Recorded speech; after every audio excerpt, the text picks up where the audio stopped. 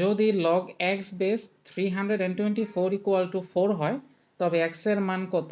আচ্ছা, এটার জন্য আপনারা সবসময় মনে রাখবেন যে base power equal to result. এটাকে আমরা লিখতে পারি যে বেস টু দি পাওয়ার, এটা হবে পাওয়ার, এর ইকুয়াল টু হবে 324। তাহলে x এর কোন ভ্যালু এবং তার পাওয়ার 4 হলে এই রেজাল্টটা 324 আসতে পারে।